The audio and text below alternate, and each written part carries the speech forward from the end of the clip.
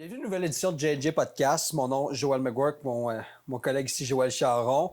Donc, le but aujourd'hui de commencer cette conversation-là, juste moi et Joël, ensemble tout seul, c'est vraiment de vous informer que notre podcast est vraiment à but non lucratif. Okay? Notre but, ce n'est pas de faire de l'argent. C'est pas une business qui va nous rapporter quelque chose. Fait que pour tous nos invités qui viennent sur notre podcast, je sais qu'il y en a beaucoup qui sont impatients de voir leur podcast, puis de voir quand est-ce que ça va sortir, puis qui nous demandent, qui font des demandes spéciales. Juste pour vous dire, comme on a plusieurs business, moi puis Joël, ensemble. Pas nécessairement ensemble. Lui a ses propres business. Moi, j'ai mes J'ai mes propres business. projets, il y a ses On a propres nos projets. carrières aussi, on a nos projets. On a nos copines aussi là-dedans. Puis, tu sais, c'est comme, on essaie le plus possible de vous aider, puis de vous faire connaître et de nous faire connaître aussi en même temps. Puis de répondre à vos demandes et répondre à vos messages Mais aussi. le plus important, Mais on est des êtres humains. le plus important, moi, qu'est-ce que j'ai amené, c'est nous, on fait ça simplement aussi par le plaisir. Tu sais. On Exact. est déjà des personnes qui se jasent énormément ensemble, puis on voulait simplement faire ça devant une caméra, partager qu'est-ce que nous, on jase. Puis aussi, ça nous aide à nous améliorer, ça peut être sur tout plein de points. Oui, là, on le fait par passion. Tu sais, là. par passion, moi, je m'améliore sur l'editing avec Adobe Premiere, je m'améliore avec les caméras, je m'améliore devant une caméra, je m'améliore avec mon vocabulaire. À la limite, ça peut aider pour le vocabulaire, pour aider aux ventes, aider à closer, aider à setter. C'est toutes des affaires qui peuvent nous aider dans nos carrières, Exactement. dans notre futur, dans notre Exactement. futur entrepreneurial. C'est toutes des On n'a pas d'expérience aussi devant une caméra. C'est notre première fois, nous deux. Yep. Nos invités, on le sait que la plupart aussi, c'est leur première fois. Fait que vraiment, c'est vraiment une grosse adaptation. Fait qu'on vous remercie beaucoup de votre patience. Il y a des fois que je sais que vous attendez après les shorts, plus les shorts. Je sais que la plupart des gens, nos amis et tout ça, on sait que vous regardez nos podcasts. On sait beaucoup que la plupart des gens sont plus intéressés à regarder les shorts. Puis je vous blâme pas. Moi puis Joël, on est Aussi. très occupés. Fait qu'on regarde pas mal plus de shorts que de exactement. podcasts en tant que tel, nous aussi. Fait qu'on sait que vous attendez beaucoup plus après ça, puis qu'on les sort pas tout le temps assidûment, parce qu'on est en train de développer des nouvelles façons de sortir ces shorts-là. On corrige les fautes Puis d'orthographe. aussi, ça va aller de plus en plus vite. Vous Ouais. savez, tu sais, c'est comme, oui, ça peut arriver des fautes d'orthographe dans les shorts. Je vous dirais que ça fait énormément à voir. Déjà que j'ai un programme qui m'aide énormément à faire ça, mais ça reste que j'ai de la correction à faire. Puis c'est sûr qu'il y en a qui vont m'échapper. Mais tu sais, bref, tout ça pour dire qu'on s'améliore au fur et à mesure. Ils sont tout le temps de mieux en mieux. C'est une certitude. On voit déjà l'amélioration là, du premier à. Ah oui, regardez notre T'sais, premier c'est podcast, quoi, puis c'est du regardez 400, notre... tu sais, c'est du 400% qu'on est Exactement. d'amélioration. Ah ben oui, regardez le premier podcast. Le contenu est excellent, par exemple. Mais regardez le premier podcast, puis regardez le 4e podcast qu'on a sorti sur YouTube, Exactement. le jour et la nuit. Puis, Fait qu'on s'améliore à toutes les fois. On ajoute de l'équipement aussi. Tu sais, On aussi ajoute de pour l'expérience. Les questions de micro, on se fait souvent dire que le son, dans le fond, le son, oui, il faut travailler dessus, ça, c'est certain. Par contre, on est limité. Tu sais, pour l'instant, en setup de micro, il n'y a pas réellement de miracle à faire. C'est-à-dire, c'est sûr qu'on procède avec des lavaliers comme qu'on a. Puis le stéréo ou le mono, il n'y a pas de meilleur monde. C'est-à-dire, quand je suis en stéréo, la personne du milieu, il va tout le temps être désavantagé. Puis en mono, ça a d'autres désavantages. Alors, la solution à ça, c'est un meilleur setup de micro, mais tu sais, ça nous prend des gros investissements. Puis, sans compter l'investissement, ça nous prendrait un gros studio fait pour ça, dans le fond, que les micros servent à quoi? Parce que sinon, si on Exact. achète des micros à 1500, 2000 pièces Ouais. pour le setup de micro, on vient de le jeter à poubelle si on Oui. reste dans un setup qui n'est Oui. pas conçu pour le son, qui est pas... Oui. Tu sais, on a mis des panneaux pour le son, comme aussi qu'il y a le good vibe, mais ça ne fera pas de miracle. Exactement. Donc, c'est sûr qu'on fait ça, nous autres, comme on se répète, mais à but non lucratif, on fait ça pour le plaisir. On apprécie votre feedback. En passant, on ne dit pas qu'on ne l'apprécie pas. Là. On apprécie quand vous donnez des feedbacks sur la qualité ou quoi que ce soit. Il y a certaines affaires qu'on est capable de changer rapidement, certaines affaires que ça va prendre un peu plus de temps. On cherche juste votre patience, puis on vous remercie beaucoup pour votre écoute. Maintenant, on va parler du premier sujet que Joël va apporter. Oui, absolument. Dans le fond, on veut mentionner le possible lockdown qu'on a entendu parler qui s'en vient aux États-Unis. Puis, est-ce que le peuple québécois va encore se soumettre à ces règlements bidons-là qui sont non fondés? Puis aussi, est-ce que le peuple québécois va avoir peur de la confrontation? Quand on parle de peur de la confrontation, moi, je vais vous donner un exemple, OK? Pendant la COVID, parce que là, c'est vrai ce que Joël vient de dire, par rapport que les États-Unis repensent à ramener des mesures strictes COVID-19 en septembre, OK? Ça, c'est vrai que ça va se passer. Puis généralement, après ça, le Canada suit de peu, comme peut-être 1 ou 2 semaines plus tard. Puis nous autres, on est toujours plus sévères en plus que les Américains. Tu sais, on avait je sais pas si vous vous souvenez, mais on avait un couvre-feu, hein? Les Ontariens n'avaient pas, mais au Québec, on en avait. Fait que On regardez, a été les premiers et les derniers à s'en débarrasser, si je me trompe pas. exactement. Fait que moi, quand je parle de confrontation, là, je vous dis pas de Big, vous battre. je viendrais le dire. Bon, allume-le, s'il te plaît. C'est pas la fin du monde, vraiment pas, mais allume-le. OK. T'inquiète, là, ce sera pas la catastrophe, on n'a pas besoin de recommencer, là. Sorry, guys, on vient de prendre une pause. On avait une lumière d'éteinte, on vient de s'en rendre compte. Peut-être s'en rendre compte. Ça sera pas la fin du monde, mais je tenais à le préciser. Mais ce qu'on veut dire par pas avoir peur de la confrontation, c'est que, surtout les gars, OK? Les gars, vous autres, vous êtes supposés avoir un rôle de protecteur, pas juste pour votre copine, mais pour la société. Moi, je me souviens pendant les lockdowns, là, même avec mes amis, mes propres amis qui se tenaient avec moi, on allait au restaurant, ils portaient tous leur masque, moi je le portais pas. OK? Puis c'est sûr qu'il y avait une confrontation. Le gérant du restaurant venait me voir, puis il me disait Monsieur, votre masque. Tu sais, puis j'étais comme Monsieur, selon le décret 810-2020 de l'Assemblée nationale, je ne suis pas obligé de porter mon masque parce que j'ai une condition médicale. Puis après ça, le monsieur était comme OK, vous avez une condition médicale, prouvez-le moi. Je disais Monsieur, selon la loi sur la loi sur la protection des renseignements personnels de 2004, je ne suis pas obligé de vous donner c'est quoi ma condition médicale, c'est mes renseignements personnels, ce n'est pas de vos affaires. Il s'agit juste de connaître vos droits. OK? Puis plus que vous connaissez vos droits, plus que vous acquiescez de l'information, plus que vous êtes en mesure, les gars, là, je parle à vous autres, d'être protecteurs pour votre famille et aussi pour la société. Parce que si on continue à se faire manger à laine sur le dos comme ça, bien, ils vont se permettre, le gouvernement, the powers that be, whatever, ils vont se permettre d'en mettre plus, d'en mettre plus. Ça, c'est un test sociologique. Eux autres, ils pensent que...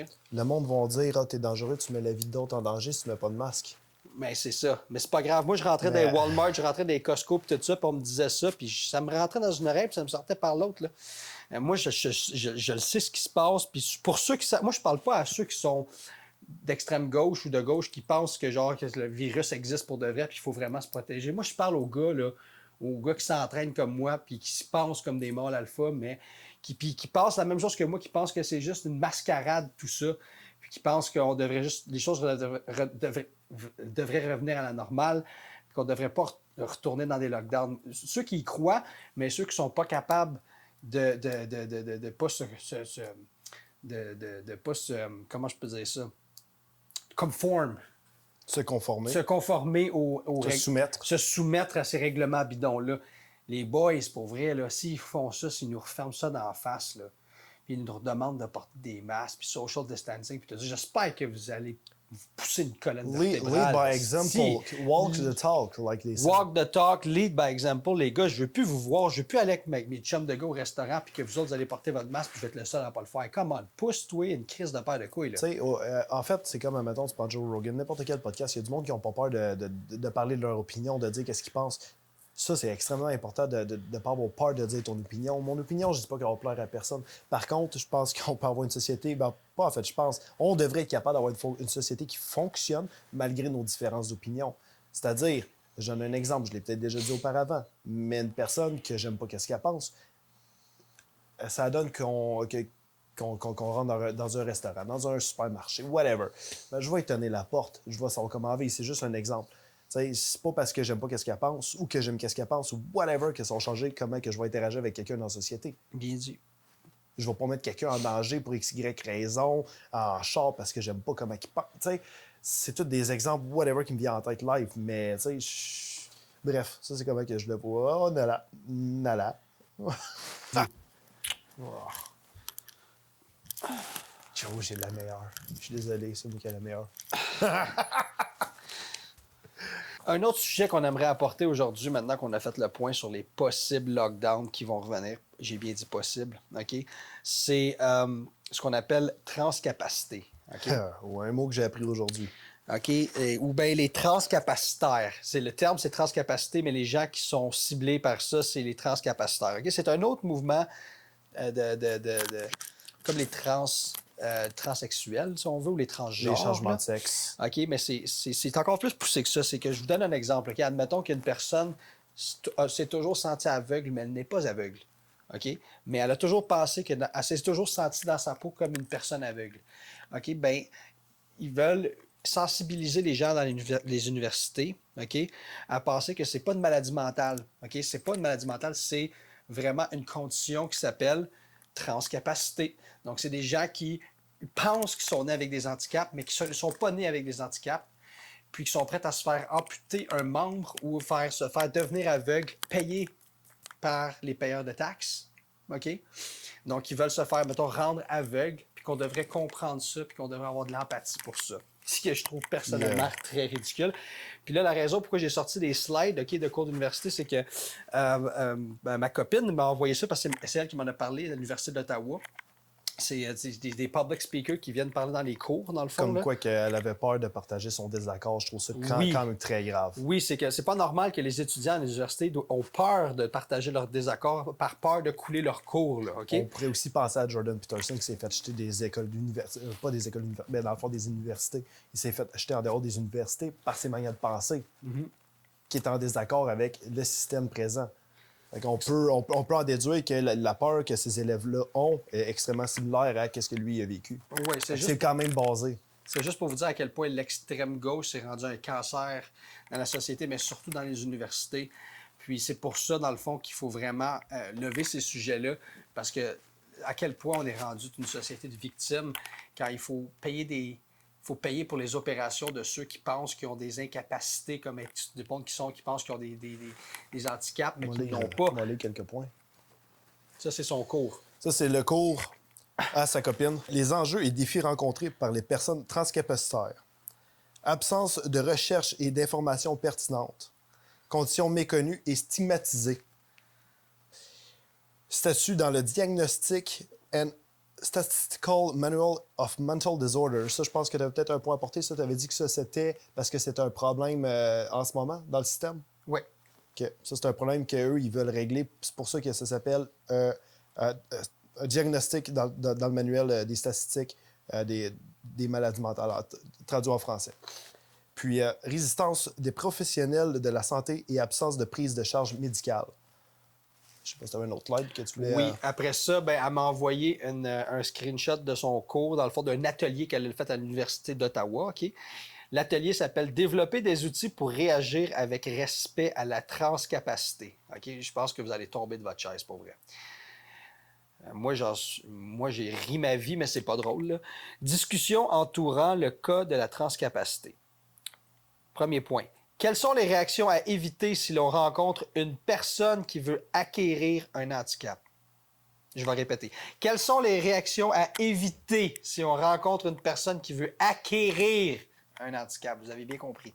C'est un cours d'université, ça. Je suis pas sûr qu'ils ont compris parce que moi, ça me sonne dans les cours de tête. Là, mais deuxième point. Que puis-je faire comme pour être mieux outillé pour soutenir ces personnes et leurs besoins? Je répète, que puis-je faire comme pour être mieux outillé, pour soutenir ces personnes et leurs besoins? C'est un mauvais français en passant, là.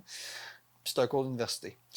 Troisième point. Comment des perspectives anticapacitistes, c'est un mot ça. Attends, répète ça. Comment des perspectives anticapacitistes pourraient-elles aider à soutenir les personnes transcapacitaires dans leur processus d'affirmation et leur cheminement?